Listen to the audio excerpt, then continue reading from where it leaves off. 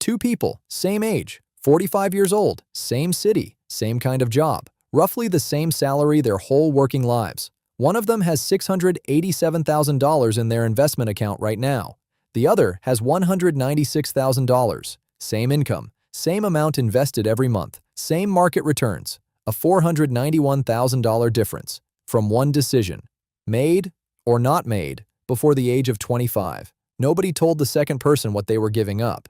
Nobody explained that waiting 5 years to start doesn't cost you 5 years. It costs you nearly $500,000. And once you see the math behind that clearly, you genuinely cannot unsee it.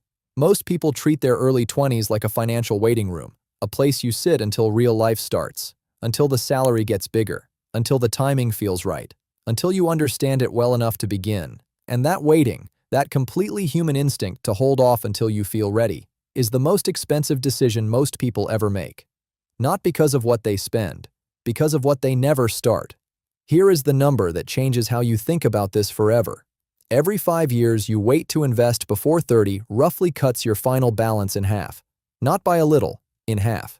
The person who starts at 20 and the person who starts at 30, putting in the exact same amount every month, don't end up in roughly the same place with a small gap between them. They end up in completely different financial lives. And the only difference is time. Not intelligence, not income, not knowing the right people, just time. And here's the uncomfortable part. You are spending it right now. Every month you're sitting in the waiting room is a month the machine could have been running. So let's look at the actual numbers, because this is where it genuinely shocks people. Meet two people making the exact same financial move. $300 a month into a simple fund that tracks the whole stock market.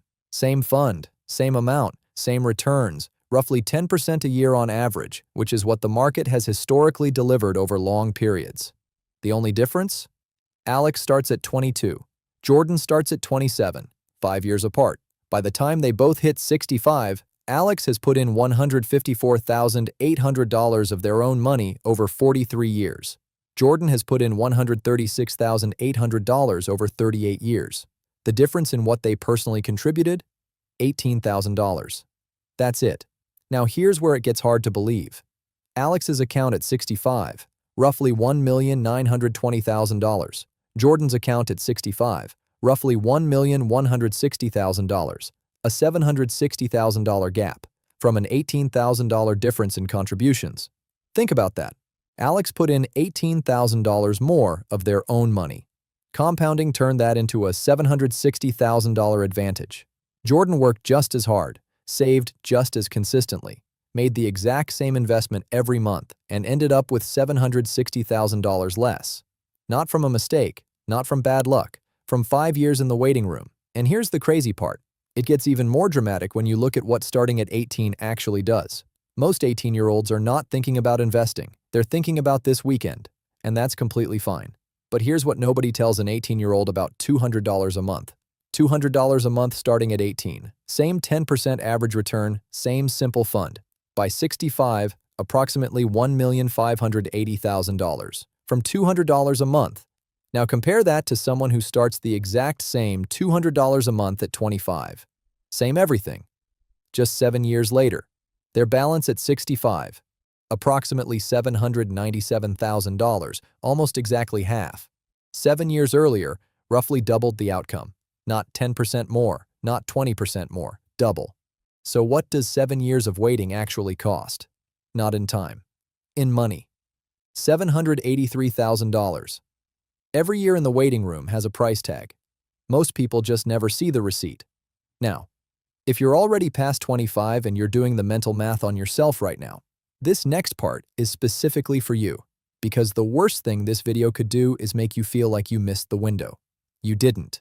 Here's what $500 a month invested at 30 becomes by 65, approximately $1,660,000.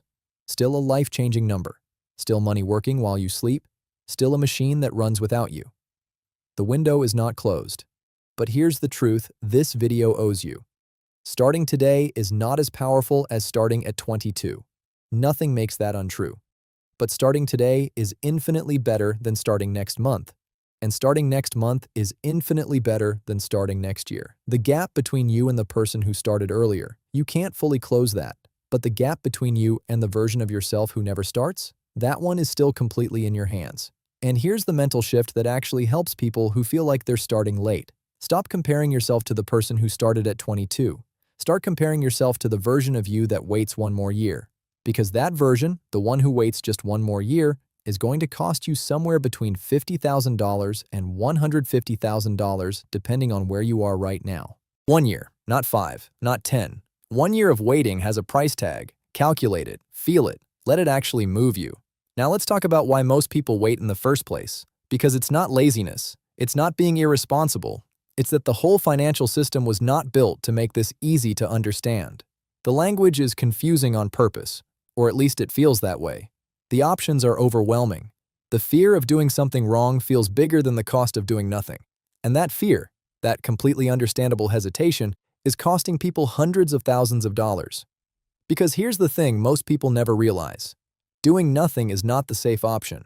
Doing nothing has the biggest price tag of all. The market doesn't care that you were confused. It doesn't give you back the years you spent hesitating. It just keeps moving. And the people who moved with it, even with the wrong fund, even with a smaller amount than they wished, those people are sitting on numbers right now that feel unfair to the people who waited. It isn't unfair. It's just math. The setup takes 20 minutes, that's all. 20 minutes of being slightly uncomfortable in exchange for decades of your money growing without you. The 22-year-old who started didn't know more than you. They just hesitated less. The person with $491,000 less didn't make worse decisions for 20 years. They made one decision, 5 years later than the other person. And compounding did the rest. Somewhere right now, there is a 22-year-old in exactly the same position both those people were in before the gap opened. The machine hasn't started, the compounding hasn't begun, and the decision they make in the next 30 days will quietly shape their financial life for the next 40 years. The best time to start was the day you turned 18. The second best time is before you finish watching this video. If you're under 25, drop your age in the comments right now. I want to see exactly how many people are starting at the right time. And if you know someone in their early 20s, send them this video today, not as advice, as a gift, because these numbers are worth more than almost anything else you could show them. Subscribe because the next video covers exactly what to invest in, how to set the whole thing up in under 20 minutes, and the one mistake that quietly kills your growth before it ever gets a chance to start.